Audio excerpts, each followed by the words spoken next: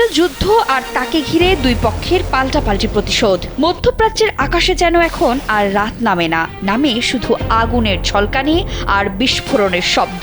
Tehran আর ওয়াশিংটনের এই সংঘাত এখন আর শুধু সীমান্তের লড়াইয়ে আটকে নেই, বরং পরিণত হয়েছে শক্তির প্রদর্শন আর প্রতিশোধের এক লড়াইয়ে। সেই ধারাবাহিকতায় টানা 10ম রাতেও ইরানের আকাশে গর্জে উঠেছে মার্কিন যুদ্ধবিমান। দক্ষিণাঞ্চলের সিরিক, বন্দর আব্বাস, কেশম দ্বীপ, চাবাহার এবং কোনারাক এলাকায় একের পর এক বিস্ফোরণের খবর উঠে এসেছে আল জাজিরার প্রতিবেদনে।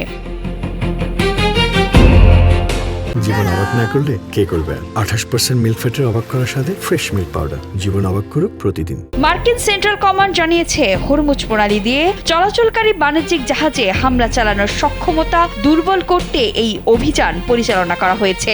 তাদের দাবি, হামলায় ইরানের সামরিক কমান্ড সেন্টার, সামুদ্রিক সক্ষমতা, ক্ষেপণাস্ত্র এবং ড্রোন উৎক্ষেপণ কেন্দ্র এবং বিমান প্রতিরক্ষা ব্যবস্থাকে লক্ষ্যবস্তু করা হয়েছে।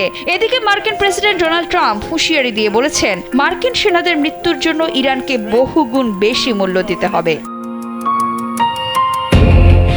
তবে চুপ নেই তেহরানও। ইরান জবাব দিয়েছে ক্ষেপণাস্ত্র আর ড্রোনের ভাষায়। ইরানের ইসলামী রেভলিউশনারি গার্ড কর্পস IRGC জানিয়েছে, সাম্প্রতিক কয়েক ঘন্টায় তারা কুয়েত এবং বাহরাইনে অবস্থিত মার্কিন সামরিক স্থাপনাগুলোকে লক্ষ্য করে পাল্টা হামলা চালিয়েছে।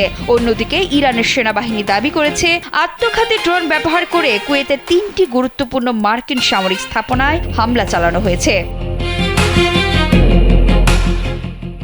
এর আগেও IRGC দাবি করেছিল, কুয়েতের আহমেদ আল জাবের ও আলী আল সালেম বিমান ঘাঁটিতে থাকা মার্কিন সামরিক স্থাপনায় সফলভাবে আঘাত হানা হয়েছে। শুধু সামরিক ঘাঁটিই নয়, হরমুজ প্রণালীকেও ঘিরে বাড়ছে নতুন উত্তেজনা। IRGC দাবি, ওই অঞ্চলে 2টি তেলবাহী ট্যাঙ্কারে বড় ধরনের অগ্নিকাণ্ডের ঘটনা ঘটেছে। এদিকে ওমান উপকূলেও আরেকটি তেলবাহী ট্যাঙ্কারে হামলার খবর পাওয়া গেছে।